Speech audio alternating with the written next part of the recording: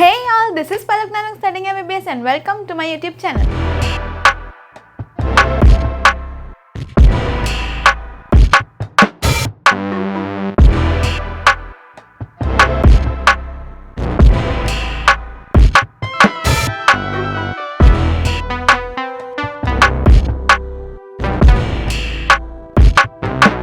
सो आज हम फाइनली ये मेरी पूरे चैनल का फर्स्ट ऐसा वीडियो जो मैं 12th स्टैंडर्ड के पोर्शन पे डालने वाली हूँ। अभी तक जितनी भी मैंने वीडियोस बनाई थी सब 11th स्टैंडर्ड वाली थी।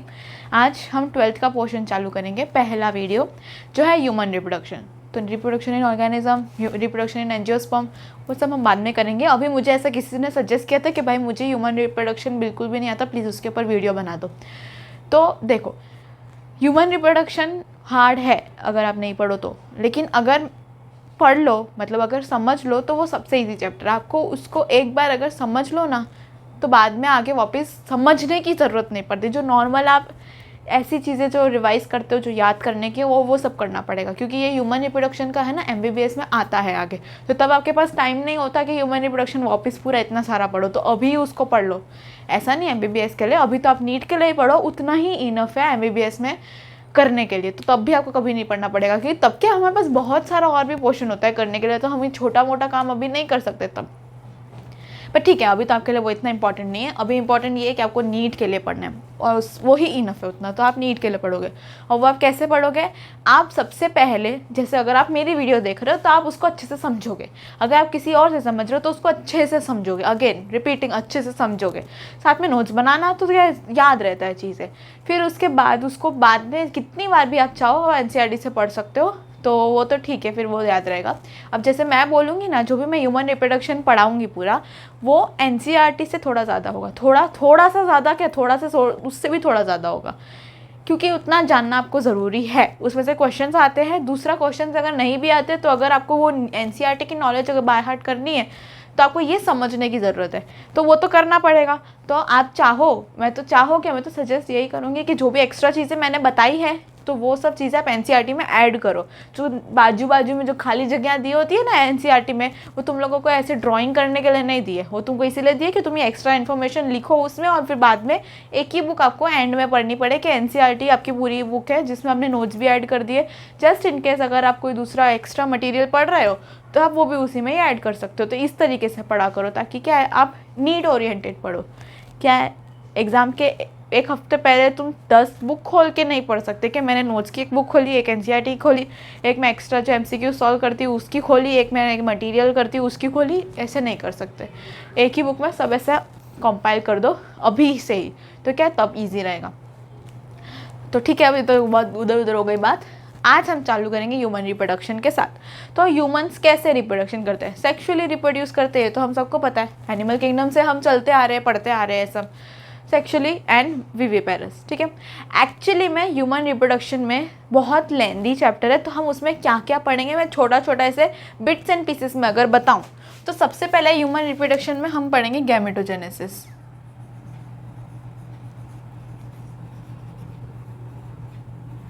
यानी गैमीट्स का फॉर्मेशन। गैमीट्स यानी ह्यूमन में स्पर्म, फीमेल में ओवम, ये दोनों का फॉर्मेशन। ह्यूमन में स्पर्म नहीं, मेल में स्पर्म और फीमेल में ओवम। तो अगर वो मेल में हुआ तो वो स्पर्म होगा, और फीमेल में हुआ तो ओवम होगा। ठीक है, लेकिन इस प्रोसेस को हम बोलेंगे इधर स्पर्मेटोजेनेसिस, क्योंकि स्पर्म है, और oogenesis क्योंकि ओवम है। एक्चुअली में गैमेटोजेनेसिस में क्या होता है कि हमारी बॉडी के जो भी 2n सेल्स है, इसका हम लोग डिटेल में पढ़ेंगे एकदम आगे। पहला टॉपिक जो हम करेंगे, जो structure of human reproduction system के बाद सबसे पहला टॉपिक हम यही पढ़ेंगे, गैमेटोजेनेसिस। तो पूरी की पूरी प्रोसेस करेंगे कि किस तरीके से एक्चुअली में पहले स्पर्म बनेगा, ओवम बनेगा, वो आगे जाके फ्यूज़ करेगा, जो भी अभी करेगा। मैं अभी शॉर्ट में बता देती हूँ क्या क्या करेगा, वो हम फुल ऐसा डिटेल में आगे पढ़ेंगे। अगर स्पर्म बन रहा है मेल में तो स्पर्मेटोजेनेसिस, अगर फीमेल में बन रहा है ओवम तो oogenesis। ये प्रोसेस ऑफ गैमेट फॉर्मेशन है। गैमेट मतलब ये स्पर्म और ओवम, और कुछ नहीं। गैमेटोजेनेसिस के बाद होगा इंसेमिनेशन। इंसेमिनेशन मतलब क्या होता है? इंसेमिनेशन मतलब मेल में से स्पर्म का फीमेल रिप्रोडक्टिव ऑर्गन के अंदर जाने की प्रोसेस को हम लोग बोलते हैं इंसेमिनेशन। ठीक है, पहले अपनी अपनी बॉडी में स्पर्म और ओवम बना, फिर स्पर्म फीमेल रिप्रोडक्टिव सिस्टम के अंदर जाएगा, तो वो उस प्रोसेस को इंसेमिनेशन बोलेंगे। उसके बाद होगा फर्टिलाइजेशन। क्या होगा? फर्टिलाइजेशन। इसमें स्पर्म गया SPERM to female reproductive system. अब हमको पता चल गया कि वहाँ रिप्रोडक्टिव सिस्टम में पहुँच गया, तो अब स्पर्म और ओवम दोनों साथ साथ हो गए, तो वो क्या करेंगे? फ्यूज़ करेंगे। तो fusion of sperm and ovum.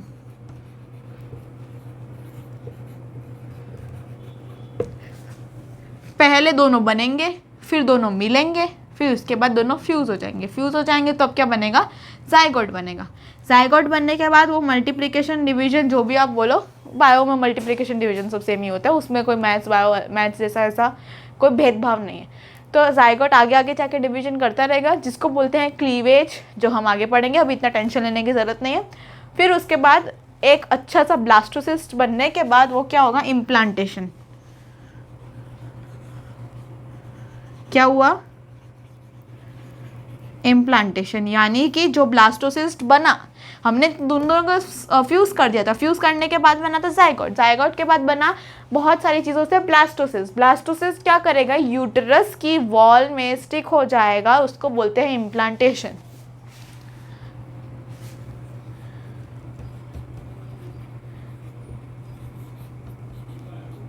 Sticking of blastocyst on wall of uterus. Implantation के बाद आएगा जेस्टेशन, यानी अब ये जो ब्लास्टोसिस्ट चिपका था वॉल में, वो आगे जाके और बड़ा बड़ा बड़ा होके एक फीटस बनेगा, और फिर उसके बाद आएगा लास्ट में पार्चुरेशन, यानी कि डिलीवरी, जो हम लेमन लैंग्वेज में बोलते हैं। लेमन यानी साधारण इंसानों के। ठीक है, अगर आपको ये एकदम अच्छे से नहीं समझ में आया ना, इट्स फाइन, ये तो सिर्फ ओवरव्यू है जो हम पढ़ने वाले हैं उसका, कि इस प्रोसेस में हम जाएंगे। ठीक है, अगर वैसे भी हमको इसका एकदम डिटेल में पूरा का पूरा पढ़ना ही है तो टेंशन लेने की बात नहीं है, मतलब शायद है कुछ लोगों के लिए, बट नहीं है एक्चुअली में। ठीक है, तो सबसे पहले क्या होगा? गैमेटोजेनेसिस होगा, फिर इंसेमिनेशन होगा। इंसेमिनेशन होगा स्पर्म का फीमेल रिप्रोडक्टिव ऑर्गन के अंदर जाना, फिर फर्टिलाइजेशन होगा, और फिर उसके बाद इम्प्लांटेशन यानी चिपकना, फिर गेस्टेशन यानी फीटस का फॉर्मेशन का पूरा जो टाइम होता है, जो 9 मंथ्स का, उसको गेस्टेशन बोलते हैं, और पार्चुरेशन मतलब जो एंड में डिलीवरी होता है उसको पार्चुरेशन बोलते हैं। अब देखो, 3 तरीके की चीज़ें होती है। एक होता है प्राइमरी सेक्स ऑर्गन, दूसरा होता है सेकेंडरी सेक्स ऑर्गन, और सेक्सुअल कैरेक्टरिस्टिक्स।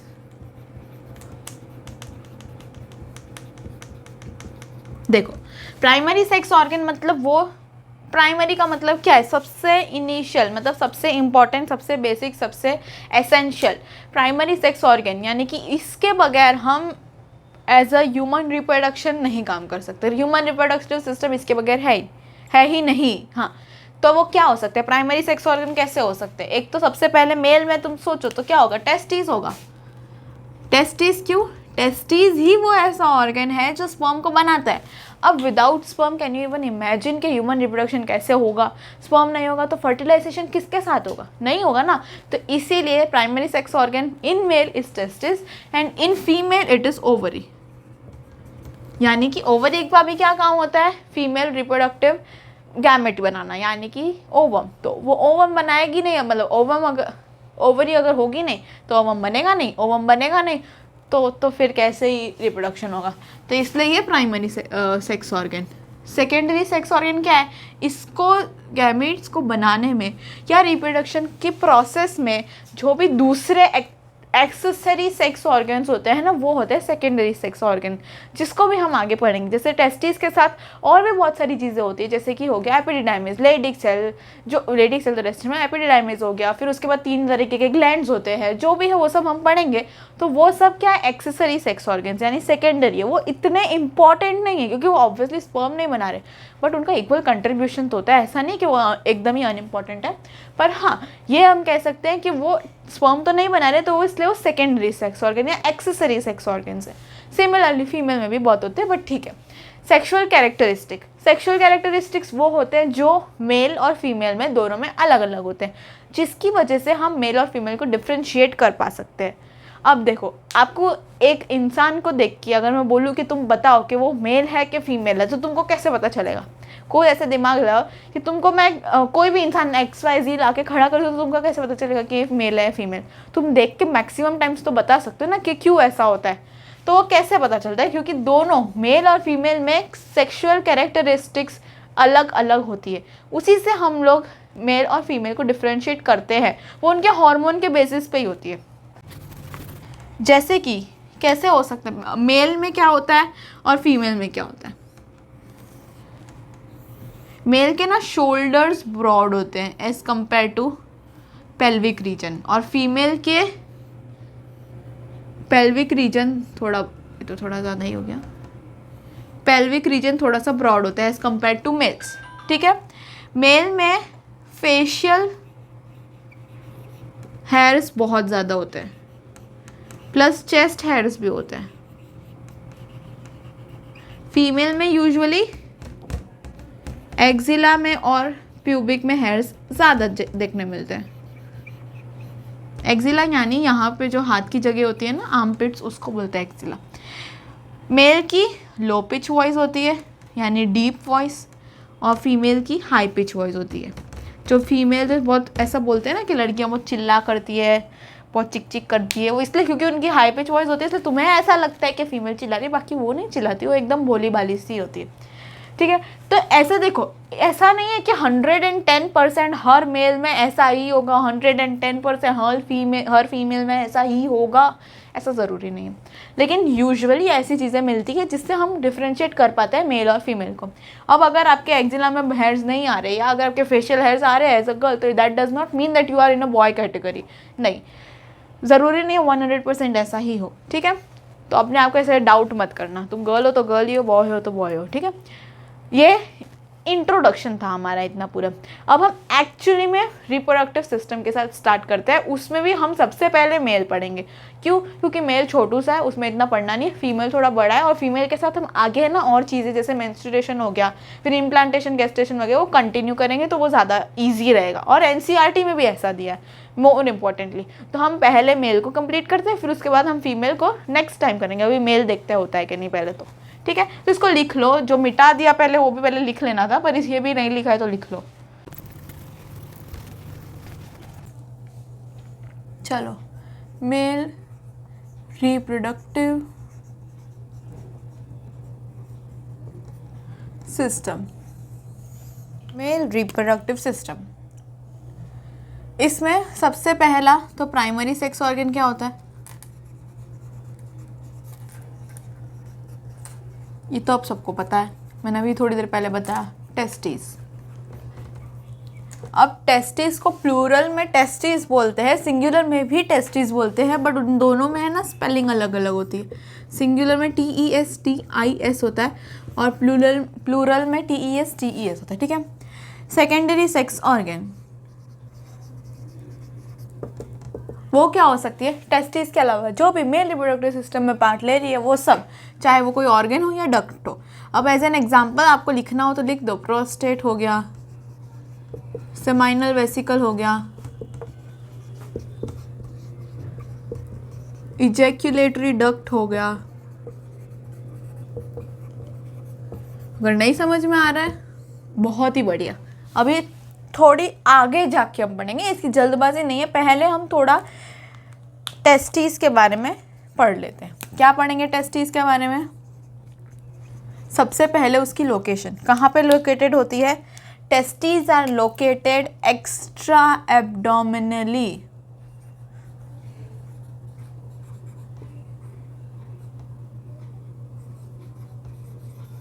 यानी कि जो हमारा एब्डोमेन है उसके बाहर लोकेटेड होती है। बाहर कैसे लोकेटेड होती है?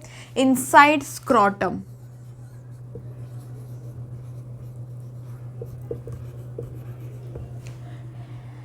देखो, ये एक आम इंसान का एब्डोमेन है, जो मुझे पता है आप में से किसी को लग नहीं रहा, पर मान लो इसके ऊपर फुल हमारी बॉडी है। यहाँ से एब्डोमेन से बाहर एक ऐसा कुछ लटक रहा होता है जिसको हम लोग बोलते हैं स्क्रोटम। क्या बोलते हैं? स्क्रोटम। एक्चुअली में क्या होता है, पहले तो टेस्टिस अंदर होती है। पहले कैसे होती है? ऐसे यहाँ पे ये एक टेस्टिस है, ये एक टेस्टिस है, ठीक है, बहुत बढ़िया। पर लेकिन during 7th month of pregnancy,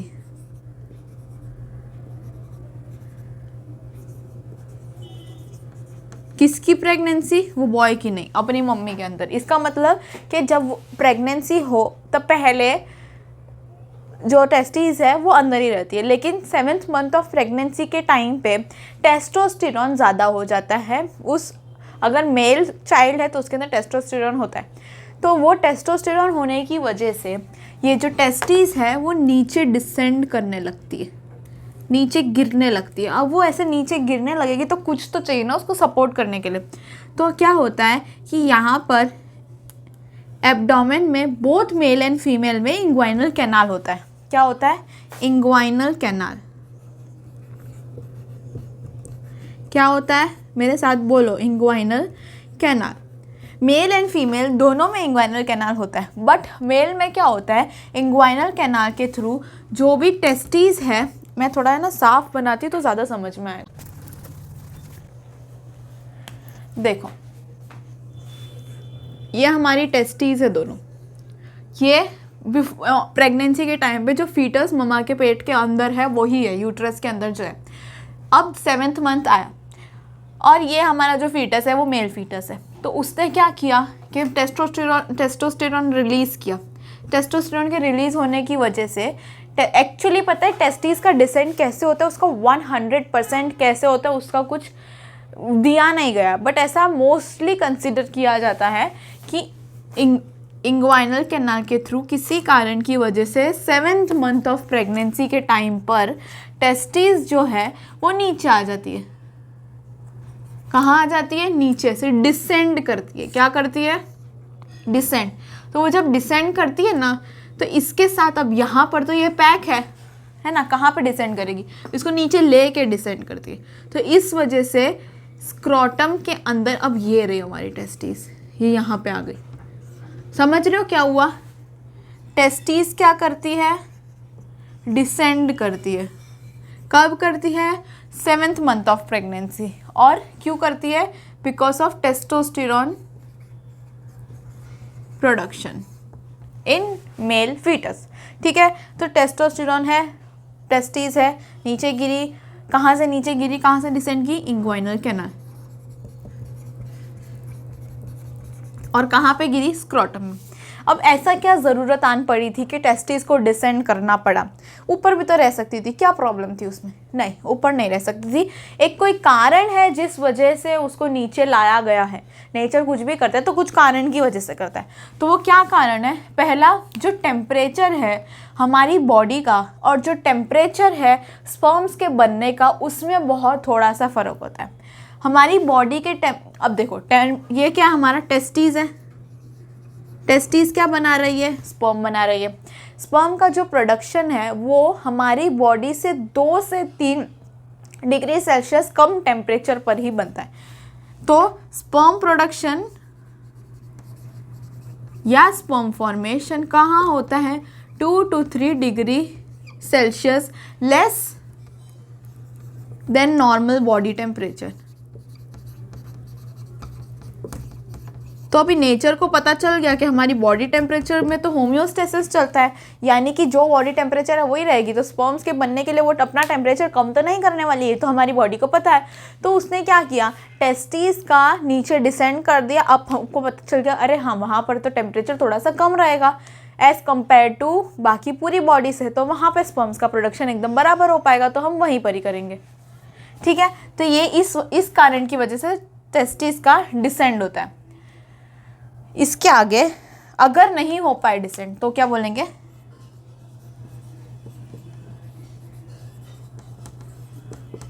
crypt ऑर्किडिज्म।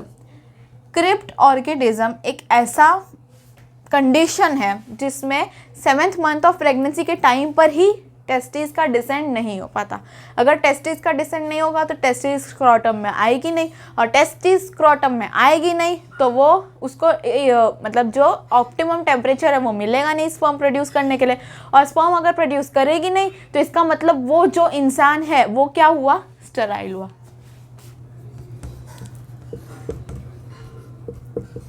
क्या हुआ, स्टेराइल।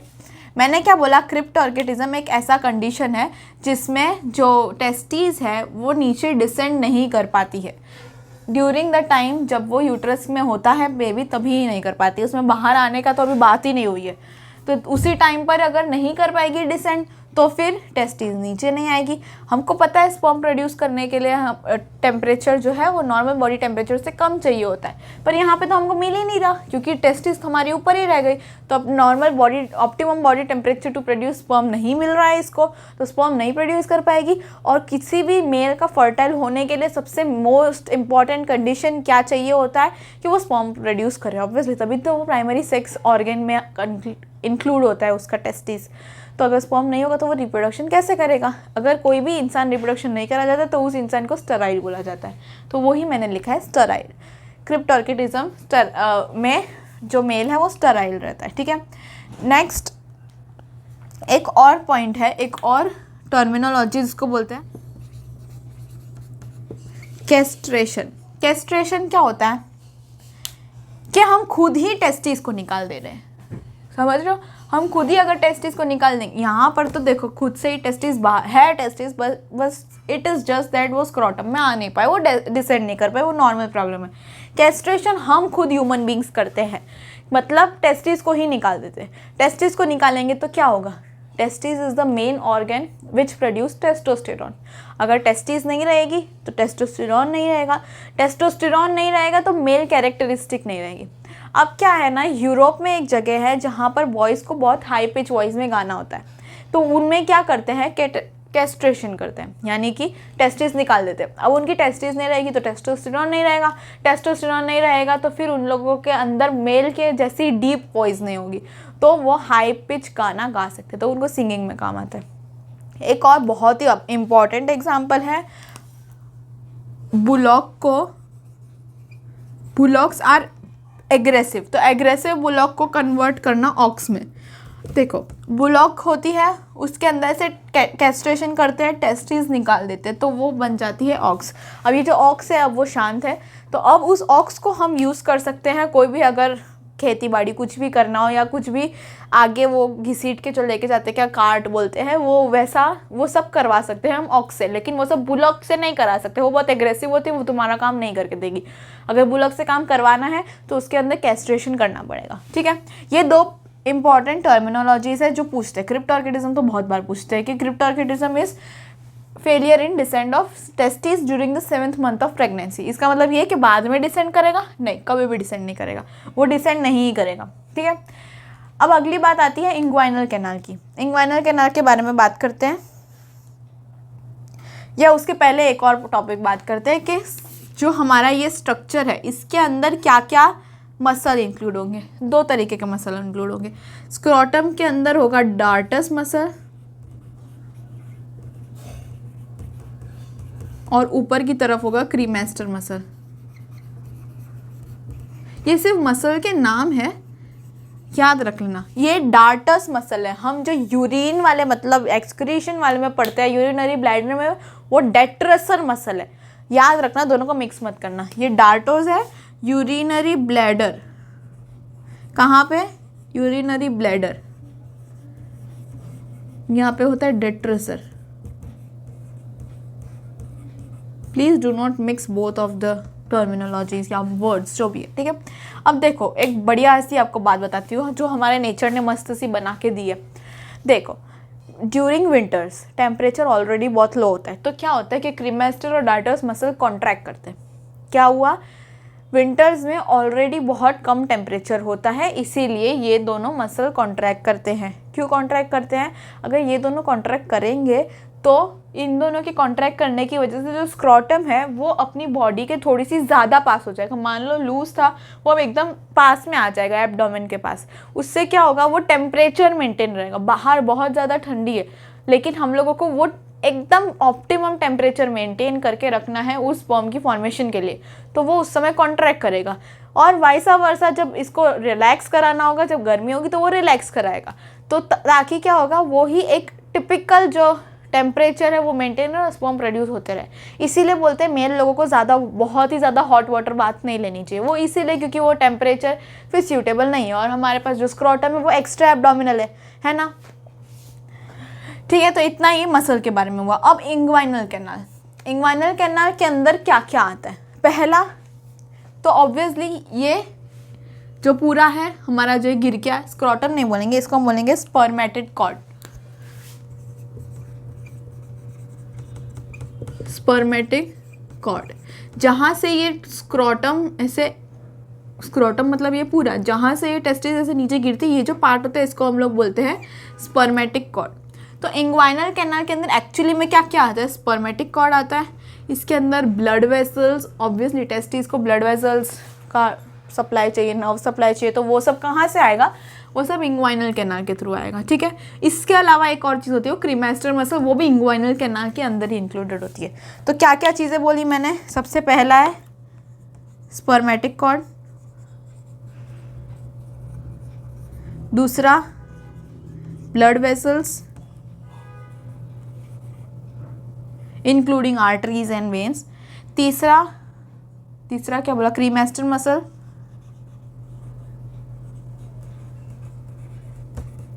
और ब्लड वेसल के साथ नर्व्स भी आ ही जाता है। कौन सी नर्व, कौन सी ब्लड वेसल, अभी आपको जानने की ज़रूरत नहीं, वो बात की बात है। बात की मतलब जब MBBS करोगे तब। ठीक है, तो ये जो भी था मेजॉरिटी मैंने मेल रिप्रोडक्टिव सिस्टम का आपको बताने की कोशिश की है। If you want I can recap, just give you a recap. देखो, testis singular TESTIS, plural TESTES, उसमें क्या होता है? सबसे पहले तो हाँ, डिसेंड कैसे होती है? 7th मंथ ऑफ प्रेगनेंसी के टाइम पे जब टेस्टोस्टेरोन रिलीज होता है, तब टेस्टिस जो है इंग्वाइनल कैनाल के थ्रू नीचे डिसेंड करती है, और इसी को हम लोग बोलते हैं डिसेंड ऑफ टेस्टिस। ठीक है, अगर ये नहीं हो पाए, 7th मंथ में डिसेंड नहीं हो पाए, तो उस कंडीशन को बोलते हैं क्रिप्टोर्किडिज्म, और अगर हम टेस्टिस को खुद ही निकाल दे तो उसको बोलते हैं कैस्ट्रेशन। ठीक है, तो इतना पार्ट हमारा ओके। तो 2 to 3 डिग्रीज लेस हमारे जो बॉडी का टेम्परेचर है, उस टेम्परेचर पे स्पर्म नहीं प्रोड्यूस हो सकता, तो इसीलिए टेस्टिस नीचे स्क्रॉटम में प्रेजेंट होती है, which is outside the abdomen, तो उसको हम बोलते हैं एक्स्ट्रा एब्डोमिनल। एक्स्ट्रा एब्डोमिनल का मतलब यही होता है कि एब्डोमेन के बाहर प्रेजेंट है, तो दैट विल प्रोवाइड 2 to 3 या 2 to 2.5 degree Celsius less than the normal body temperature, और इसी वजह से वहाँ पे स्पर्म प्रोडक्शन ईजी हो जाता है। इंग्वाइनल कैनाल के कंटेंट्स में आता है spermatic cord, blood vessel nerve, cremaster muscle. इस क्रीमास्टर मसल के अलावा एक और मसल होता है जिसको डार्टस मसल बोलते हैं। ये दोनों जब कॉन्ट्रैक्ट करेगा तो स्क्रॉटम बॉडी के या एब्डोमेन के पास आएगी, और दोनों जब रिलैक्स करेंगे तो वो बॉडी के दूर जाएगी। ठीक है, अब ये हमारा तो सिर्फ मेल रिप्रोडक्टिव सिस्टम का इंट्रोडक्शन है, हम उसका अभी स्ट्रक्चर पढ़ेंगे, इंटरनल एक्सटर्नल या जो भी स्ट्रक्चर है पहले उसको हम पढ़ेंगे। अब क्योंकि मैं एक डायग्राम बनाऊंगी तो आपको भी बनाना पड़ेगा। सबसे पहले हम स्ट्रक्चर पढ़ना चाहेंगे कि पूरा मेल रिप्रोडक्टिव सिस्टम कैसा दिखता, कैसा है, और आपको किस ओरिएंटेशन में जाना है। ठीक है, तो पहले बना देते हैं, रुक जाओ।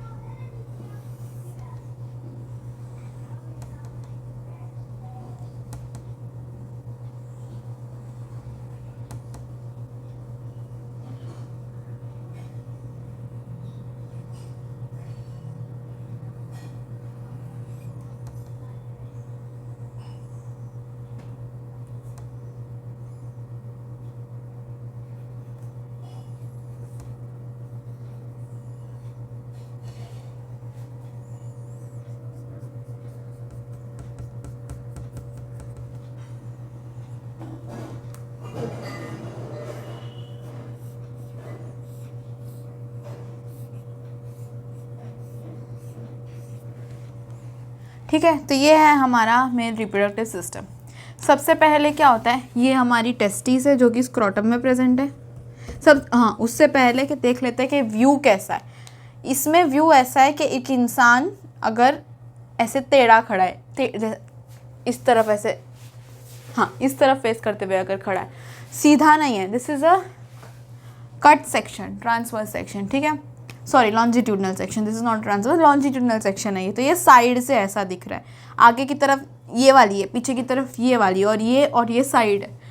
अगर ये नहीं समझ में आएगा तो पूरा डायग्राम नहीं समझ में आएगा। मतलब कैसा है, ये लॉन्जिट्यूडनल सेक्शन लिया है एक इंसान का इस तरीके से, ये इसकी आगे की साइड है, वो इस तरफ देख रहा है, उसकी पीछे की साइड है, ये उसका क्या है, लेफ्ट, हाँ लेफ्ट साइड है, और ये उसकी राइट साइड है, ठीक है।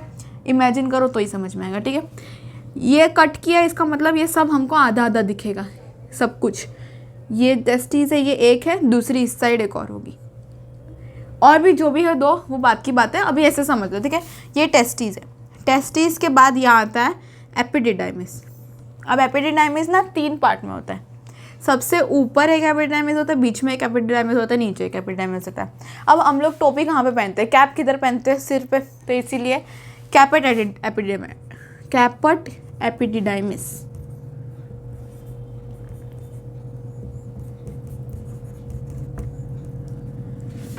कैपेट एपिडिडाइमिस इज प्रेजेंट सबसे ऊपर, बीच में कॉर्पस यानी बॉडी, और सबसे नीचे कॉर्डल।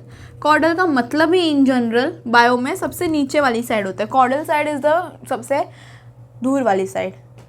क्रेनियल साइड मतलब हमारे सर वाली साइड, कॉर्डल वाली मतलब नीचे वाली साइड। तो इसमें भी सेम, कॉर्डल यानी नीचे वाली साइड, बीच में बॉडी यानी कॉर्पस, और कैप हम क्योंकि ऊपर पहनते हैं इसलिए कैपेट एपिडिडाइमिस।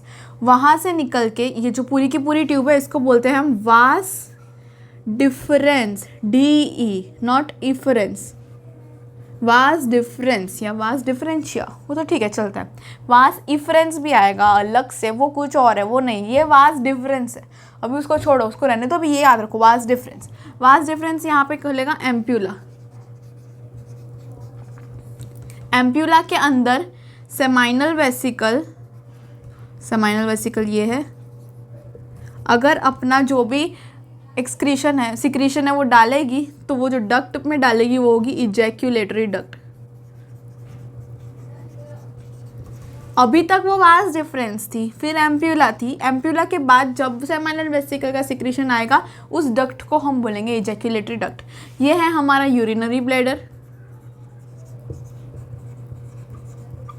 और ये यूरिनरी ब्लैडर का ट्राइगोन मतलब यूरिनरी ब्लैडर को हम अंदर से देखते हैं ना, तो 3 ओपनिंग की वजह से वो एक ट्राइंगुलर शेप दिखता है, जिसको ट्राइगोन बोलते हैं, which is not more important. What is important is बस ये यूरिनरी ब्लैडर है। फिर यूरिनरी ब्लैडर पे यहाँ पे पीछे होता है प्रोस्टेट, जो कि एक ग्लैंड है। यहाँ से यूरिनरी ब्लैडर की यूरेथ्रा, एम्प्यूला मतलब वास डिफरेंस और सेमिनल वेसिकल के सिक्रीशन की इजैक्यूलेटरी डक्ट, और प्रोस्टेट के सिक्रीशन, ये तीनों साथ में कहाँ पे निकलती है, ये यूरेथ्रा में। ये पूरा ये सब यूरेथ्रा है, ये भी यूरेथ्रा है। बस बीच में एक और ग्लैंड सिक्रीशन करती है, जिसको हम बोलते हैं काउपर्स ग्लैंड, ठीक है। ये हमारा है पेनिस, इसको हम लोग बोलते हैं ग्लांस पेनिस। एकदम छोटा सा यहाँ पे होता है ऐसा, इसको ग्लांस पेनिस बोलते हैं।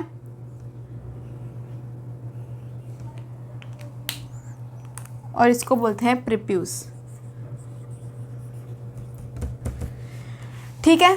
कहाँ से चालू किया हमने, टेस्टिस से। यहाँ से ही स्पर्म बनेंगे, स्पर्म बन के सबसे पहले जाएंगे एपिडिडाइमिस में। एपिडिडाइमिस 3 पार्ट्स में, कौन कौन से 3, एक कैपेट, कॉर्पस और कॉर्डल। कैपेट क्योंकि कैप है तो सबसे ऊपर, कॉर्पस यानी बॉडी तो बीच में, और कॉर्डल मतलब सबसे नीचे। वहाँ से जाएगा वास डिफरेंस में। वास डिफरेंस से जाएगा, वास डिफरेंस एक्चुअली बल्ज हो जाएगा और कोई भी पार्ट हमारी बॉडी में बल्ज होता है उसको हम लोग बोलते हैं एम्प्यूला। एम्प्यूला अब आगे जाके यूट्रस वाले में पार्ट में भी पढ़ोगे आप, वहाँ पे ब्रेस्ट में भी एम्प्यूला होता है, वो यही होता है, कोई भी ऐसे एक्सपेंड हो जाता है वो एम्प्यूला। एम्प्यूला के बाद जब भी एक सेमाइनल वेसिकल का सिक्रीशन आएगा डक्ट में, तो सेमाइनल वेसिकल के सिक्रीशन के बाद उस डक्ट का हम सिर्फ नाम बदल देंगे जिसको हम लोग बोलेंगे इजैक्युलेटरी डक्ट। ऊपर से आ रहा है यूरेथ्रा, उसके अंदर से प्रोस्टेट का भी अपना सिक्रीशन आ रहा है। तो यहाँ पे हमारे पास मेल रिप्रोडक्टिव सिस्टम में 3 टोटल ऑर्गन्स होते हैं, एक सेमाइनल वेसिकल जो ये है, एक प्रोस्टेट जो ये पीछे से छुप के बैठा हुआ है, और एक काउपर्स ग्लैंड जो एक ये तीनों सिक्रीशन करते हैं, ये तीनों ग्लैंड है, ठीक है। उसमें से 2 हमारे हो गए, एक यहाँ पे सेमाइनल वेसिकल जो इजैक्युलेटरी डक्ट में डाल रहा है अपना सिक्रीशन, एक प्रोस्टेट जो अल्टीमेटली यूरेथ्रा में डाल रहा है अपना सिक्रीशन, प्लस काउपर्स ग्लैंड भी बीच में आता है जो अपना सिक्रीशन डालता है अल्टीमेटली यूरेथ्रा में, एंड देन पेरिस के अंदर से यूरेथ्रा के थ्रू बाहर वो सिक्रीशन निकलता है। दिस इज ग्लैंड्स पेनिस ये वाला, और दिस इज प्रेप्यूस। अब देखो अगर आपको समझ में आ रही है तो मेल रिप्रोडक्टिव सिस्टम में जो ट्रांसपोर्ट का तरीका है, जगह है, वो स्पर्म की भी वही है जो यूरिन की है ना। तो ये याद रखना, कॉमन पैसेज होता है स्पर्म का और यूरिन का, बट लेकिन इनकी नर्वस सिस्टम एक्चुअली में ऐसे डेवलप हो चुकी होती है कि हमको पता नहीं होता, लेकिन फिर भी जब स्पर्म निकलते तो सिर्फ स्पर्म निकलते हैं, तब यूरिन नहीं निकलता है। ऐसा पूरा का पूरा सिस्टम बना होता है, वो that is not important, but लेकिन हाँ ऐसे बहुत लोगों को कन्फ्यूजन भी होती है कि ये तो स्पर्म निकलेगा तो साथ साथ में फिर यूरिन भी निकलेगा ना, तो ऐसा नहीं होता। स्पर्म के टाइम पे सिर्फ स्पर्म के साथ साथ उसके अंदर जितनी भी चीज़ें होनी चाहिए, secretion of seminal vesicle, secretion of prostate, secretion of Cowper's gland, ये सब मिला के विथ स्पर्म उसको बोलते हैं सीमेन। तो सीमेन जब निकलेगा तब सीमेन ही निकलेगा, तब फिर यूरिन नहीं निकलेगा, पर निकलेगा किधर से, सिर्फ एक ही ओपनिंग है जो है हमारी यूरेथ्रा। ये आम इंसान को तो स्पेशली बहुत कन्फ्यूजन होती है इन केस ऑफ फीमेल। जैसे मेल में क्या है, सिर्फ सिंगल ओपनिंग है यूरेथ्रा की और हमारे सीमेन की, जो अभी मैंने आपको बताया, जो अभी आपको पता चल गया, जो अभी मुझे पता है, तो हम सबको पता है। लेकिन इन जनरल अब हमको ये भी पता होना चाहिए कि फीमेल में ऐसे एक ओपनिंग नहीं होती, हम आगे पढ़ेंगे। फीमेल में एक ओपनिंग नहीं होती, फीमेल में 2 ओपनिंग होती है। एक ओपनिंग होती है जहाँ से यूरिन का पैसेज होता है, और दूसरी ओपनिंग होती है जो वजाइना होती है, जो अलग से ही होती है। बहुत इन जनरल बहुत लड़कियों को, जो बड़ी भी होती है, इन बहुत बड़ी बड़ी एजेस की लड़कियों को भी ये नहीं पता होता कि ये दोनों ओपनिंग्स अलग अलग है, जो कि ये जानना बहुत ज़रूरी है। अब आपको पता चल गया, जिसमें हम फीमेल रिप्रोडक्टिव सिस्टम पढ़ेंगे तो और भी पता चलेगा, पर लेकिन हाँ ये जानना बहुत ज़रूरी है। तो इसलिए रिप्रोडक्टिव सिस्टम वाले जो चैप्टर्स हैं ना, वो इन जनरल, सिर्फ नीट के लिए नहीं, वो इन जनरल भी सबको जानना ज़रूरी है। हमारी बॉडी अगर हम जानेंगे नहीं तो फिर कैसे पता चलेगा। ये जो मेंस्ट्रुअल कप्स यूज़ करो, ये जो टैम्पॉन्स वगैरह जो भी है, ये कैसे आपको पता चलेगा जब आपको ऐसा लगता है कि यूरिन और जो ब्लड की जो फ्लो होती है पीरियड्स के टाइम पे वो तो सेम ही जगह से होती है, तो फिर तुमको ये कैसे पता चलेगा कि कब कहाँ डालना है, कैसे यूरिन करना है, सब क्वेश्चंस तो होंगे। उसके लिए रिप्रोडक्टिव सिस्टम समझना ज़रूरी है। तो ये भी एक कारण है तुम्हारा इसको पढ़ने का। तो आपको अभी इसमें याद रखना है कि इसमें सिंगल ओपनिंग है दोनों की, वो जो कंट्रोल करती है वो करती है, कब सीमेन निकालना है कब यूरिन, वो हमारे लिए इंपॉर्टेंट नहीं है, बस ये इंपॉर्टेंट है। ये पूरा हमारा एक्सटर्नली इस तरीके से दिखता है। अब हम नेक्स्ट बढ़ते हैं internal structure of male reproductive system. तो इंटरनल में हम क्या पढ़ेंगे, टेस्टिस के अंदर वाला पार्ट। तो अब इसमें क्या है ना कि इसके अंदर क्या चल रहा है वो मैं आपको बताऊंगी कि इसके अंदर कहाँ से स्पर्म निकल रहा है और किधर जा रहा है। पर उस समय तब मैं आपसे पूछूंगी कि यहाँ पे एपिडर्मिस में आ गया, अब उसके बाद कहाँ पे जाएगा, तब आपको जवाब देना है कि वास डिफरेंस में जाएगा, एम्प्यूला में जाएगा, फिर सेमाइनल वेसिकल के सिक्रीशन के साथ एजैक्युलेटरी डक्ट में जाएगा, प्रोस्टेट का सिक्रीशन होगा, काउपर्स ग्लैंड का सिक्रीशन होगा, फाइनली यूरेथ्रा के थ्रू बाहर आ जाएगा। 3 ग्लैंड है जो बहुत इंपॉर्टेंट, आपको नाम याद रखना है। कौन कौन से 3 है, एक सेमाइनल वेसिकल, सीरीज में ही याद रखना जो जैसे जैसे सिक्रीशन डाल रहे हैं, seminal vesicle, prostate, Cowper's gland. Cowper's को बल्बो यूरेथ्रल ग्लैंड भी बोलते हैं, पर अभी अपने आपको इतना ऐसे स्ट्रेस मत दो, हम आगे जाके फिर उसको हर ग्लैंड की मैं सिक्रीशन बताऊंगी तब आप याद करना, अभी सिर्फ काउपर्स ग्लैंड याद रखो, ठीक। तो बल्बो यूरेथ्रल भी याद रह जाता है तो it's not a bad thing, it's fine, ठीक है। ये एक्सटर्नल है। अब हम इंटरनल पे चालू करते हैं। उसके लिए मुझे ये इरेज करना पड़ेगा, तो पहले तुम ये बना लो अगर नहीं बनाया है तो, और कुछ लिखना चाहो तो लिख सकते हो, तुम्हारी मर्जी। चलो let's start with internal structure of testis. मतलब कि टेस्टिस का internal structure, testis 3 outer covering से कवर्ड होती है। सबसे बाहर की जो कवरिंग होती है उसको हम लोग बोलते हैं ट्यूनिका वजाइनालिस। ठीक है, उसके अंदर एक और कवरिंग होती है जिसको हम लोग बोलते हैं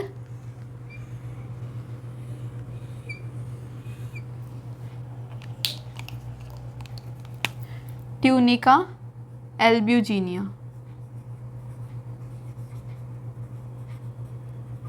और इसी के अंदर एक और कवरिंग होती है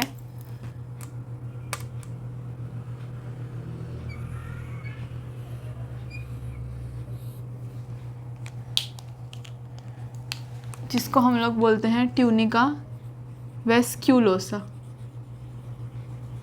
सबसे बाहर की tunica vaginalis, tunica albuginea, tunica vasculosa. अब albumin is a protein which is present inside the egg. ठीक है, एग के अंदर, तो albuginea will be present inside both the other, तो दोनों के बीच में एल्ब्यूजिनिया। ठीक है, वेस्क्यूलोसा, वेस्क्यूलोसा के नाम से आपको पता चल रहा है कहीं ना कहीं वेस्क्यूलर जैसा कुछ होगा, तो इसीलिए इसका नाम वेस्क्यूलोसा है, क्योंकि दिस जो लेयर है ये this is rich in blood supply. क्या है ये? Rich in blood supply. अब हमको ये तो पता चल गया इसके नाम से कि ब्लड सप्लाई से रिच है, तो अगर ब्लड सप्लाई ज़्यादा है इसका मतलब कि कहीं ना कहीं बॉडी की तरफ प्रेजेंट है, क्योंकि दूर हो तो ब्लड तो एकदम दूर तक तो पहुंच नहीं सकता ना, पहुंचना चाहे तो पहुंच सकता है, पर व्हेन यू कंपेयर अंदर का पार्ट एंड बाहर का पार्ट, हमारी बॉडी से ज़्यादा अंदर, अब हमारे अंदर जो ऑर्गेन्स है वहाँ पे नर्व सप्लाई, ब्लड सप्लाई ज़्यादा है एज़ कम्पेयर टू पेरिफेरल जो भी जगह है, तो वहाँ पे कम है। तो सिमिलरली यहाँ पे अंदर की साइड पर रिच ब्लड सप्लाई, तो वेस्क्यूलोसा इनसाइड, बीच में एल्ब्यूजिनिया, तो एक ही बचा वजाइनालिस। उससे आप ये भी याद रख सकते हो कि vagina is the outer most of female reproductive system, तो लेकिन इसमें क्योंकि मेल है तो outer most covering of male जो टेस्टिस है वो ट्यूनिका वजाइनालिस। तो ये तीनों मैंने याद करने के तरीके बता दिए। सबसे बाहर वाला वजाइनालिस, उसके अंदर एल्ब्यूजिनिया और उसके अंदर वेस्क्यूलोसा। अब अगर किसी कारण की वजह से ट्यूनिका वजाइनालिस के अंदर बहुत सारा अगर पानी भर जाता है तो उसको हम लोग बोलते हैं हाइड्रोसील।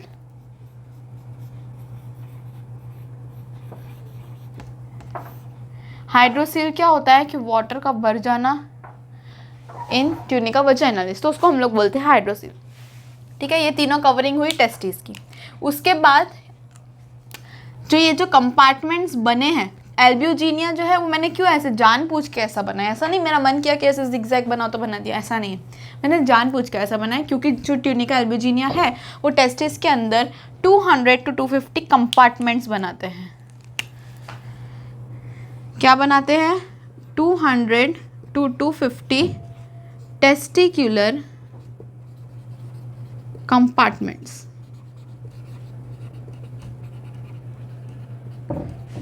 जो ट्यूनिका एल्ब्यूजिनिया है वो अंदर ऐसे जिगजैग फैशन में जाती है और क्या बनाती है, एक टेस्टिस के अंदर 200 से 250 कंपार्टमेंट्स बनाती है, और हर कंपार्टमेंट के अंदर 1 से लेके 3 तक होती है सेमिनिफेरस ट्यूब्यूल।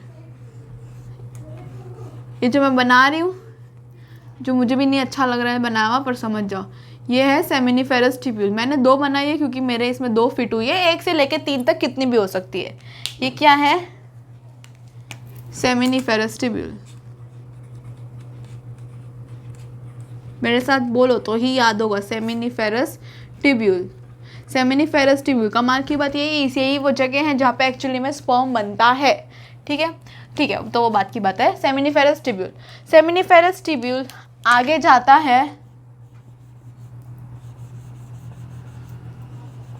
और बनाता है ट्यूब्यूलाई रेक्टाई।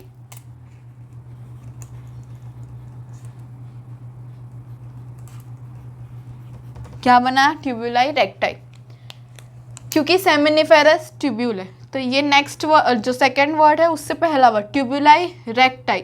अब वापस सेकंड वर्ड से हम एक और वर्ड बनाएंगे। यहाँ पे क्या बनेगा? ये है हमारा रेक्टाई, इसका मतलब इससे वर्ड बनाए तो ये होगा रेटिटेस्टिस। ठीक है, सबसे पहले seminiferous tubule, tubuli recti, rete testis. Rete testis से 8 से 10 ट्यूब्यूल्स निकलेगी, जिस 8 से 10 मैं बना नहीं पाई हूँ, लेकिन 8 से 10 निकलती है, जिसको हम लोग बोलते हैं वास डिफरेंस, नहीं ये वास इफरेंस है।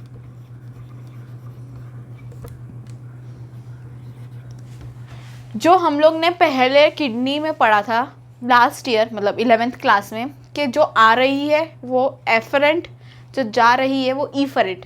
सिमिलरली ये एपिडाइमिस में आ रही है तो एफरेंट, ये जा रही है तो डिफरेंस। ईफरेंट नहीं है, खाली इसमें डिफरेंस है, डिफरेंस। पहले एफरेंट आएगी जो 10 से 15 ट्यूब्यूल्स होगी, एक बार में निकलेगी, या 8 से 10 अप्रॉक्सीमेटली 10 होती है ट्यूब्यूल्स निकलती है, जिसको हम लोग बोलते हैं वास एफरेंस। और ये कहाँ पे खुलती है? ये खुलती है एपिडिडाइमिस में। और कौन से एपिडिडाइमिस में खुलती है ये तो आपको पता होगा, अब तो आपको बताना चाहिए। सबसे पहले खुलती है ये कैपट एपिडिडाइमिस, फिर खुलती है कॉर्पस, फिर खुलती है कॉर्डल।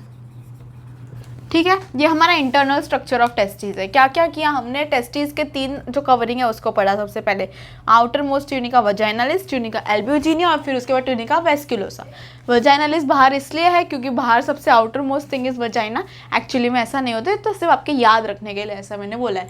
फिर उसके बाद अंदर की लेयर जो ट्यूनिका एल्ब्यूजिनिया, वो अपने आप को 200 to 250 कंपार्टमेंट्स ईच टेस्टिस के अंदर बांट देती है। फिर उसके अंदर का है वेस्कुलोसा, जो रिच इन ब्लड सप्लाई है। हर कंपार्टमेंट के अंदर 1 to 3 सेमिनिफेरस ट्यूब्यूल होती है। सेमिनिफेरस ट्यूब्यूल ही है जहाँ से स्पर्म का प्रोडक्शन हो रहा है। अब अगर मैं पूछूं कि स्पर्म का फ्लो कहाँ से कहाँ तक होता है, तो आप क्या लिखोगे? सबसे पहले जहाँ पे बन रहा है सेमिनिफेरस ट्यूब्यूल,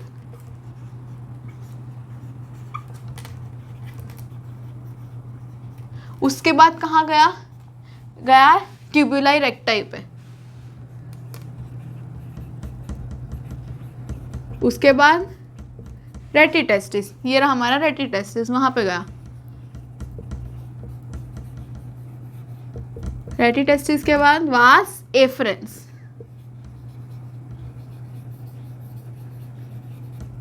उसके बाद तीनों एपिडिडाइमिस,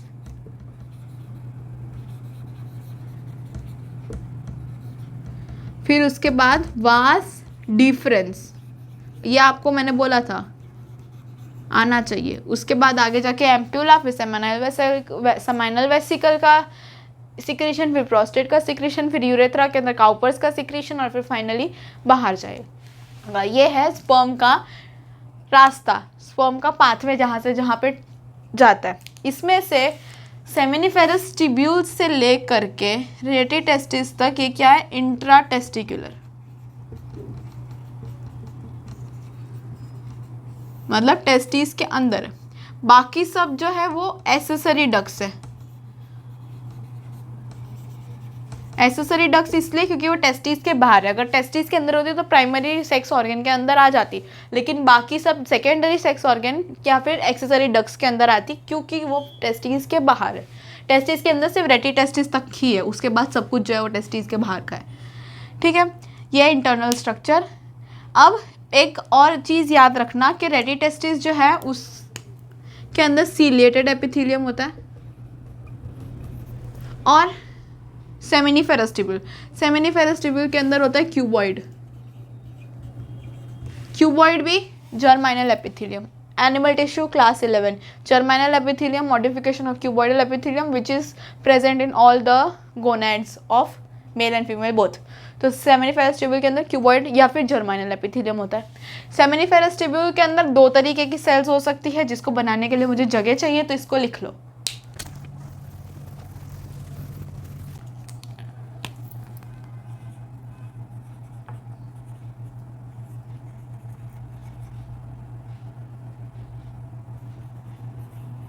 सेमिनिफेरस ट्यूब्यूल कैसी टाइप ऑफ एपिथेलियम होती है? जर्माइनल एपिथेलियम होती है। और सेमिनिफेरस ट्यूब्यूल के अंदर 2 टाइप्स ऑफ सेल्स प्रेजेंट होते हैं। एक तो होता है सर्टोली सेल्स और स्पर्मेटोजेनिक सेल्स। देखो, स्पर्मेटोजेनिक सेल्स नाम से पता चल रहा है कि स्पर्मेटोजन, स्पर्मेटोजोआ स्पर्म से रिलेटेड है, तो इसका काम है स्पर्म्स का फॉर्मेशन। लेकिन सर्टोली सेल्स के बहुत सारे अलग अलग काम हैं। सर्टोली सेल्स सबसे पहले तो प्रेजेंट कैसे है मैं वो बता देती हूँ। हमने अभी जो डायग्राम पढ़ा था इसके पहले जस्ट वो ऐसा कुछ था जिसमें यहाँ पे था सेमिनिफेरस ट्यूब्यूल। अब मैं क्या कर रही हूँ कि जो सेमिनिफेरस ट्यूब्यूल है ऐसी जो ये बनाई है मैंने, उसको मैंने ऐसे करके अगर कट किया और ऐसे मैंने इसको यहाँ से देख रही हूँ कि कैसा दिख रहा है, तो वो मेरे को देखना है और वही दिखाना है। तो मैं बस इसको ऐसे टर्न कर रही हूँ और ऐसे रख दूँगी, तो ये मैं आपको दिखाऊंगी कि सेमिनिफेरस ट्यूब्यूल कैसा दिखता है अंदर से। समझ रहे हो? ये एक सेमिनिफेरस ट्यूब्यूल है, मैंने उसको कट किया, तो कट करने समय पे मुझे यहाँ से जो दिख रहा है वो मुझे अगर आपको दिखा रहा है तो मैंने इसको ऐसे टर्न किया, ऐसे इधर रख दिया, तो आपको ये दिखेगा कि सेमिनिफेरस ट्यूब्यूल के अंदर एक्चुअली क्या है। समझे? ये हमारी सेमिनिफेरस ट्यूब्यूल है, जिसको जो ऐसी है सेमिनिफेरस ट्यूब्यूल, मैंने इसको यहाँ से एक कट कर दिया। ठीक है, ये कट कर दिया मैंने। मुझे यहाँ से देखना है कि सेमिनिफेरस ट्यूब्यूल के अंदर क्या क्या चल रहा है, तो मैं यहाँ से तो छुपके से देख लूँगी कि मेरे को तो चलो दिख रहा है। अब मुझे आपको दिखाना है तो मैं इसको ऐसे टर्न करूँगी और ये इधर रख दूँगी कि ये देखो अंदर सेमिनिफेरस ट्यूब्यूल में ऐसा दिखता है। तो एक सेमिनिफेरस ट्यूब्यूल ये रही, दूसरी भी तो होगी ना इसके बाजू में यहाँ पे, या शायद तीसरी भी हो, 1 से 3 हो सकती है। तो ये पूरी की पूरी अलग अलग सेमिनिफेरस ट्यूब्यूल है। हर सेमिनिफेरस ट्यूब्यूल के बीच में होता है कुछ सेल्स जो कि पॉलीहेड्रल शेप्स होते हैं और उसको बोलते हैं लेडिक सेल्स। ठीक है, क्या होते हैं उसके फंक्शन तो रह गए, कराती हूँ, रुक जाओ। पॉलीहेड्रल होते हैं shape and will release testosterone. यही वो सेल्स है टेस्टिस के अंदर जो टेस्टोस्टेरोन रिलीज कर रही है और हमारा सारा काम कर रही है। लेडिक सेल्स को हम लोग बोलते हैं इंटरस्टिशियल सेल्स, दूसरा नाम ऐसे इन जनरल।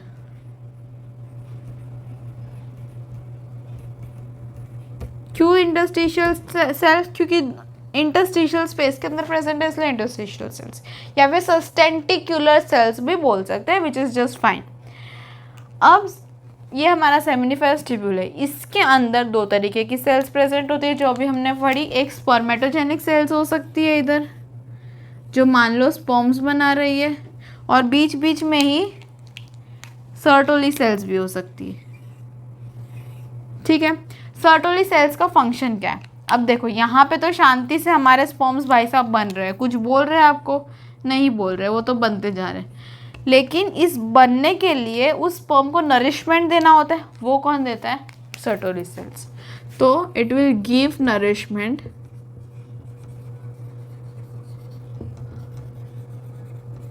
To sperm. अब अगर ये खाना दे रही है तो ये खाना छीन भी सकती है। इसका मतलब ये कि अगर कोई भी ब्रोकन पार्ट है स्पर्म का, या कुछ ऐसा है जो नहीं फॉर्म हो पा रहा, कुछ भी डैमेज है, तो उसको अब्जॉर्ब कर लेती है।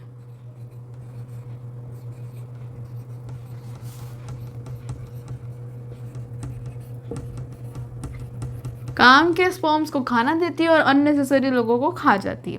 ठीक है, इसके अलावा ये सिक्रीट करती है ABP। कौन सिक्रीट करती है? सर्टोली सेल्स सिक्रीट करती है ABP, यानी एंड्रोजन बाइंडिंग प्रोटीन। मतलब ऐसे प्रोटीन जो एंड्रोजन को बाइंड करके रखते हैं। एंड्रोजन यानी टेस्टोस्टेरोन इन मेल, या फिर उसी के ऐसे कंपैरेटिवली फीमेल के अंदर भी एंड्रोजन्स होते हैं, बट इट्स फाइन। एंड्रोजन मतलब टेस्टोस्टेरोन, उसको अपने पास रखने के लिए वो प्रोटीन सिक्रीट करती है जिसको बोलते हैं एंड्रोजन बाइंडिंग प्रोटीन। और क्यों अपने पास रखने के लिए? ताकि ऑब्वियसली स्पर्म की फॉर्मेशन करने तो टेस्टोस्टेरोन तो चाहिए ना, तो इसलिए androgen binding protein.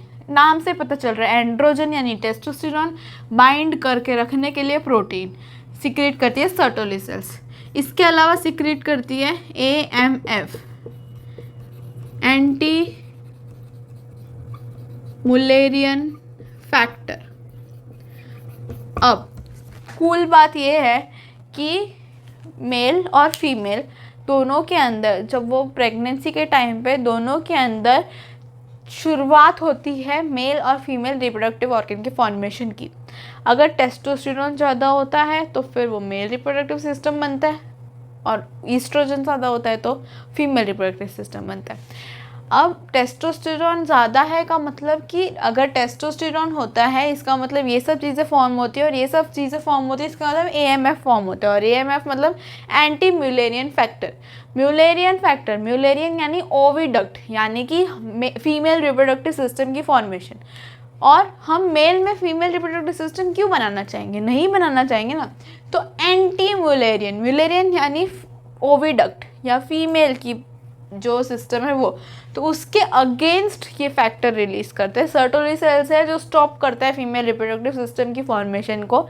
Obviously mails में सिर्फ मेल चाहिए तो फीमेल का क्या करोगे, सिस्टम हमको सिर्फ एक ही चाहिए होती है ना, तो एएमएफ को बनाता है। उसके अलावा blood testis barrier, blood brain barrier सुना है, ब्लड टेस्टिस बैरियर क्या होता है? देखो, अगर टेस्टिस बहुत ज़्यादा ब्लड के कांटेक्ट में आएगी तो जो ब्लड है उसको ऐसा लगेगा कि जो स्पर्म्स है वो फॉरेन बॉडी, ऑब्वियसली स्पर्म्स एन होता है, हमारी बॉडी 2n होती है, तो ऑब्वियसली हमारी बॉडी को लगेगा कि वो फॉरेन बॉडी है, वो उसको खा जाएगी। इसीलिए ब्लड सप्लाई को थोड़ा सा दूर रखते हैं, और इसीलिए ब्लड टेस्टिस बैरियर बनाता है। कौन बनाता है? Sertoli sales. ये सब उसके फंक्शंस हैं। अब अगर हम लोगों की ये हॉर्मोन्स की थोड़ी बहुत बात आ ही गई है तो उसके बारे में भी थोड़ा सा बताती हूँ आपको। देखो, हमारी बॉडी के अंदर होता है hypothalamus.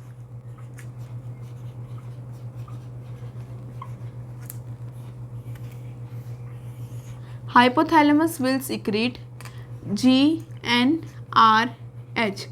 Gonadotropin releasing hormone. Gonad यानी टेस्टिस एंड ओवरी, उसके हॉर्मोन्स को रिलीज कराना है। किसको बोलता है? पिट्यूटरी को बोलता है तो गोनेड के हार्मोन को रिलीज कर, तो गोनेडोट्रोपिन रिलीजिंग हार्मोन। तो ये क्या करती है? करती है रिलीज। क्या रिलीज करती है? एक LH रिलीज करती है, एक FSH रिलीज करती है। ये दो ही है गोनेडोट्रोपिन रिलीजिंग हार्मोन, चाहे वो मेल है चाहे वो फीमेल है, ये दो ही है। अब क्योंकि LH में L आता है इसलिए वो कौन सी सेल पे एक्ट करे? हमारे पास दो ही सेल है, एक लेडिक सेल्स है और S वाली सर्टोली सेल्स है, उसके अलावा और कोई सेल नहीं है जिसमें कोई भी हार्मोन एक्ट करेगा। तो L से लेडिक सेल्स, L से ल्यूटिनाइजिंग हार्मोन, LH यानी ल्यूटिनाइजिंग हार्मोन। अब इसकी स्पेलिंग तो तुम देख ही लेना। तो ये कहाँ पे एक्ट करेगी? लेडिक सेल्स पे। FSH फॉलिकल स्टिमुलेटिंग हार्मोन, एक और, हाँ, सर्टोली सेल्स का फंक्शन FSH को कम करना। जब भी हम मतलब बहुत ज़्यादा टेस्टिस में बहुत ज़्यादा स्पर्म का प्रोडक्शन हो जाता है तो उसको कम कर देती है। ठीक है, इतना इंपॉर्टेंट नहीं है। सर्टोली सेल्स, क्योंकि FSH में ऐसा आता है सर्टोली सेल्स, तो इस पे एक्ट करेगी। लेडिक सेल्स क्या सिक्रीट करती है? यहाँ भी लिखा टेस्टोस्टेरोन। सर्टोली सेल्स क्या सिक्रीट करती है? कुछ नहीं, ये सब इसका फंक्शन है, वो सब करती है। इसके अलावा स्पर्मेटोजेनेसिस भी करती है, मतलब इन जनरल दिखना हो तो सबको मिला के मैं लिखना चाहती हूँ स्पर्मेटोजेनेसिस, और इसमें मैं लिखना चाहती हूँ टेस्टोस्टेरोन। इसके अलावा सर्टोली सेल्स क्या है? नेगेटिव इफेक्ट देती है टू पिट्यूटरी, और ये नेगेटिव इफेक्ट देती है टू बोथ GnRH को एंड पिट्यूटरी को। इसका मतलब, पहली बात तो तुम ये टेबल लर्न कर लेना, ये मैं वापस आगे बताऊंगी, पर ये बहुत ही इंपॉर्टेंट टेबल है, आगे भी बहुत काम आती है। जो हाइपोथैलेमस है वहाँ से GnRH निकल रहा है, वो पिट्यूटरी पैक कर रहा है कि बोल रहा है कि चलो फटाफट गोनेडोट्रोप के हार्मोन्स रिलीज करो, तो गोनेडोट्रोपिन रिलीजिंग हार्मोन पिट्यूटरी दोनों रिलीज करेगी। GnRH जो है FSH follicle stimulating hormone, LH luteinizing hormone. Since LH consists L, so it will act on Leydig cells, and Leydig cells will secrete testosterone. And since FSH contains S, it will secrete Sertoli cell. It will act on Sertoli cells and do spermatogenesis. Again S, spermatogenesis and S Sertoli cells. Sertoli cells will do negative inhibition to pituitary. इसका मतलब क्या? अगर बहुत ज़्यादा spermatogenesis हो रहा है, अगर बहुत ज़्यादा सर्टोली सेल्स पे एक्शन हो रहा है तो वो बोलेगा भाई रुक जा, इतनी जल्दी किस बात की है, थोड़ा तो स्लो कर। तो वो क्या करेगा, पिट्यूटरी पे नेगेटिव इनिबिशन करेगा और बोलेगा कि भाई थोड़ा धीरे से FSH रिलीज कर, इतनी जल्दबाजी नहीं है कोई, तो वो नेगेटिव इनिबिशन। सिमिलरली अगर बहुत ज़्यादा टेस्टोस्टेरोन रिलीज हो रहा है तो वो या तो पिट्यूटरी या तो हाइपोथैलेमस में नेगेटिव इनिबिशन करेगा और बोलेगा रुक जा, थोड़ा स्लो कर। बहुत सारे हमारे ऐसे मैकेनिज्म होते हैं जहाँ पे नेगेटिव इनिबिशन होता है, वो बोलते हैं कि इतना सारा बनाने की ज़रूरत ही नहीं है तो तुम क्यों बना रहे हो, तो वो नेगेटिव इनिबिशन होता है। लेकिन अगर कम है तो वो आगे आगे बनता जाता है। तो ये इंपॉर्टेंस होता है नेगेटिव इनिबिशन का। ये है हमारा चार्ट जो हार्मोन बताता है इसका, टेस्टिस का, कि कहाँ सा हार्मोन किधर वगैरह जो भी है। इसके अलावा 2 पॉइंट और, एक यूरेथ्रा और एक एपिडिडाइमिस पढ़ाऊंगी। सबसे पहले एपिडिडाइमिस। एपिडिडाइमिस का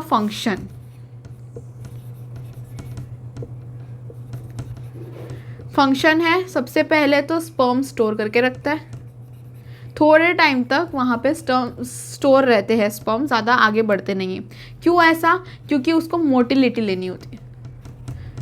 मोटिलिटी गेन करने के लिए स्पर्म्स वहीं पे रहते हैं। पहले वास एफरेंस से एपिडाइमिस में जाएंगे, वहाँ पे थोड़ी देर रहेंगे, मोटिलिटी गेन करेंगे और फिर उसके बाद वास डिफरेंस से आगे एम्प्यूला एंड सो वगैरह जाएंगे। इसके अलावा हम यूरेथ्रा पढ़ेंगे जिसके लिए जगह चाहिए तो अगेन लिख लो।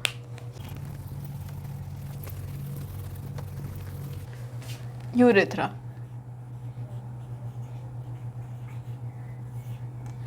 Urethra in male is longer as compare to female, 20 centimetre की होती है। ठीक है। यूरेथ्रा तीन टाइप्स के हो सकते हैं। 3 टाइप्स के मतलब 3 पार्ट में डिवाइडेड, अलग अलग नहीं हो सकते। एक प्रोस्थेटिक, दूसरा मेम्ब्रेनस एंड तीसरा पिनाइल यूरेथ्रा।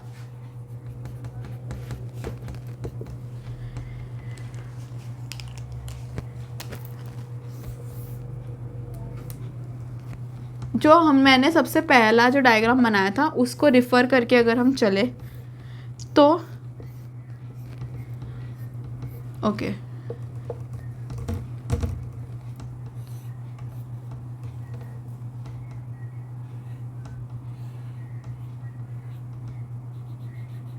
ये इस तरीके का कुछ डायग्राम बनाया था मैंने।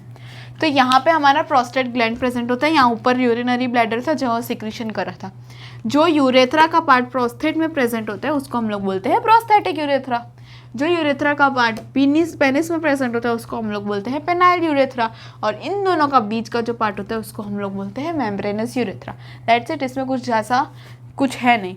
यूरेथ्रा कहाँ से चालू होता है, यूरिनरी ब्लैडर से। ठीक है, ऊपर यूरिनरी ब्लैडर से जाएगा, यहाँ पे आके प्रोस्थेट की, सेमिनल वेसिकल की यानी जेकुलेटरी डक्ट की सिक्रीशंस लेगा, नीचे जाएगा काउपर्स की सिक्रीशन लेगा, उससे नीचे जाएगा और बाहर पेनिस के बाहर ओपन हो जाएगा। ये उसका रास्ता है और ये 3 पार्ट में डिवाइडेड है। यही 3 पार्ट है जो भी मैंने बोला। यहाँ पे जो यूरेथ्रा होगा, प्रोस्टेट पीछे की तरफ होता है तो आगे की तरफ यूरेथ्रा ऐसे ऑफिशियली दिखना चाहिए, पर ठीक है, इट्स फाइन। तो ये prosthetic urethra, membranes urethra and phenyl urethra, 3 type के यूरेथ्रा होते हैं। अब आप क्या करोगे आगे, अब एक करो, नोट करके लिखो। चलो नोट बताती हूँ अभी एक। अब नोट से पहले मैं आपको एक बात बताने देना चाहती हूँ कि मैंने आपको बताया था लेडिक सेल और इंटरस्टिशियल सेल। ये सेल का नाम है। इसमें मैंने आपको सस्टेंटिकुलर सेल भी बोला था, वो नहीं है, वो सर्टोली सेल का नाम है। सर्टोली सेल और सस्टेंटिकुलर सेल, और इसको हम लोग नर्स सेल भी बोलते हैं क्योंकि वो स्पर्म के प्रोडक्शन का मदद करती है, उसको नरिश करती है, इसलिए उसको नर्स सेल भी बोलते हैं। पर ये लेडिक सेल का सिर्फ एक ही नाम है, इंटरस्टिशियल सेल, और कुछ नहीं है। ठीक है, ये तो ख़त्म। नेक्स्ट अभी नोट करते हैं, नोट पढ़ते हैं या फिर। ठीक है, मीजोडर्मल ओरिजिन, मीजोडर्म की ओरिजिन से 2 चीज़ें बनती है। सबसे पहली चीज़ है मुलेरियन डक्ट,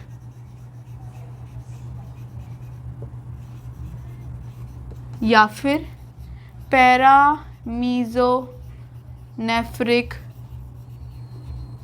डक्ट। इसके अलावा दूसरा जो बनता है वो होता है आर्कीनेफ्रिक डक्ट। ये मुलेरियन डक्ट या पेरोनेसोनेफ्रिक डक्ट या आर्कीनेफ्रिक डक्ट। मुलेरियन डक्ट मैंने जैसे बताया, ओविडक्ट भी बोला जा सकता है इसको। ये फॉर्म तो दोनों में होना चाहिए, मेल में भी फीमेल में भी, पर क्योंकि हमने अभी पढ़ा कि मेल के अंदर क्या रिलीज होता है, एंटी म्यूलेरियन फैक्टर रिलीज होता है बाय सर्टोली सेल्स, तो इस वजह से नो ओविडक्ट फॉर्मेशन। लेकिन फीमेल में ओविडक्ट की फॉर्मेशन करेगी, यानी कि पूरा फीमेल रिप्रोडक्टिव की फॉर्मेशन करेगी। ठीक है। आर्कीनेफ्रिक डक्ट की बात करें तो ये भी दोनों, मेल और फीमेल दोनों में बनने की कोशिश करती है और दोनों में बनती भी है। मेल के अंदर भी बनती है, फीमेल के अंदर भी बनती है। मेल के अंदर ये मेल रिप्रोडक्टिव सिस्टम बनाती है, फीमेल के अंदर फीमेल रिप्रोडक्टिव सिस्टम का कोई काम नहीं। पर हमने देखा जो मेल रिप्रोडक्टिव सिस्टम है और यूरिनरी सिस्टम है वो दोनों मिले जुले, तो इसीलिए जो आर्कीनेफ्रिक डक्ट है वो मेल रिप्रोडक्टिव सिस्टम के साथ साथ wall of urinary bladder and some parts of trigone यानी अभी मैंने बोला था यूरिनरी ब्लैडर को अगर हम अंदर से देखेंगे तो 3 होल की वजह से ऐसे triangular shape, imaginary triangular shape दिखेगा, उसको हम लोग बोलते हैं ट्राइगोन ऑफ यूरिनरी ब्लैडर। ठीक है। तो फीमेल में दोनों ही डक्ट ऐसी की ऐसी रहेगी, लेकिन जो म्यूलेरियन डक्ट है वो मेल में आगे जाके डीजनरेट हो जाती है। फीमेल में म्यूलेरियन डक्ट आगे जाके फीमेल रिप्रोडक्टिव सिस्टम बनाती है और आर्कीनेफ्रिक डक्ट यूरिनरी ब्लैडर बनाती है। पर मेल में आर्कीनेफ्रिक डक्ट यूरिनरी ब्लैडर भी बनाती है और मेल रिप्रोडक्टिव सिस्टम भी बनाती है। ठीक है। ये एक्स्ट्रा एक नोट में डाल के लिख देना। अभी मैं आज का लेक्चर यहीं पे ख़त्म करती हूँ।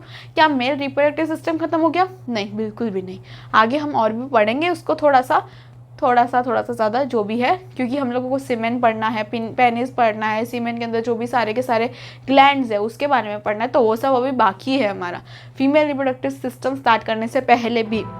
तो लेकिन आज का लेक्चर मैं यहीं पे कंप्लीट करती हूँ। नेक्स्ट लेक्चर में हम बचा हुआ मेल रिप्रोडक्टिव सिस्टम करेंगे। तो बस that is it for today. I will meet you in my next one. Till then bye bye.